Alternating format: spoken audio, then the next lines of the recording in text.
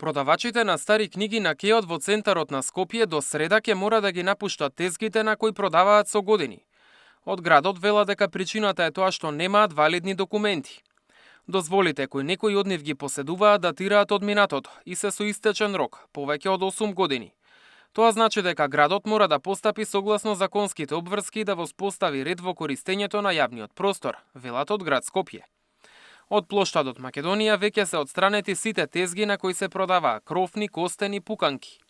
Град Скопје подготвува нов јавен повик со јасно дефинирани правила, нови локации и уредени типски унифицирани куќарки, кои ќе бидат наменети за продавачите на книги, но и за оние што продаваат кондиторски производи.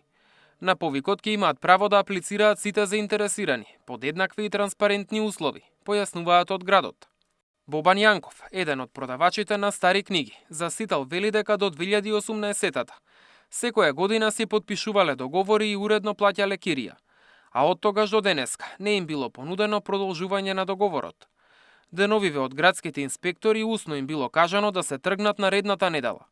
Велат додека заврши јавниот повик ќе поминат месеци, а тие ќе останат без работа. Затоа ќе бараат средба со градоначалникот Ѓорѓиевски. Што име во план, дали тука ќе прават нешто друго на оваа локација, дали ќе ни дадат нова локација, дали ќе бидат истите куќарки, дали други куќарки ќе направат, со тоа што ние ќе останеме без работа одреден период, тој вакуум период, дури ги направат, ќе треба да направат они оглас, дури тоа се реализира, ќе поминат 5-6 месеци, ние ќе останеме без работа. До кога треба да се одселите? Па за сега во среда. Ние бараме, ако им сметаме тука, ако е предвидено нешто да се прави со куќарки да дислоцираат на некоја привремена локација, ако ќе се направат новите, нели да се преселиме таму. Куќарките се поставени од градот Скопје во 2011-та. Од тогаш, вели Јанков, не е вложен ниту денар за одржување, па самите продавачи се снаоѓале како знаат и умеат.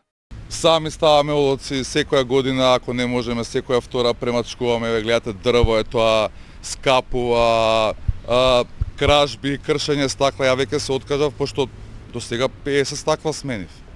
И веќе се откажав, немам, значи, верувајте, немаме елан тука, зашто навечер е темница, доаѓаат, крадат, кршат, колегава ќе го запалеа, среќа на време се реагираше. Да, му гореше куќаркава. Услови никакви, не рекоа ќе ни стават тој фор тоалети, нема ништо. На почетокот имавме струја, имавме светло. Ни ги тргна струјомерите, го тргна светлото, тргна се. И тоа е тоа. За куќарките беа инвестирани 73.000 евра. Мартин Арсов, Сител телевизија.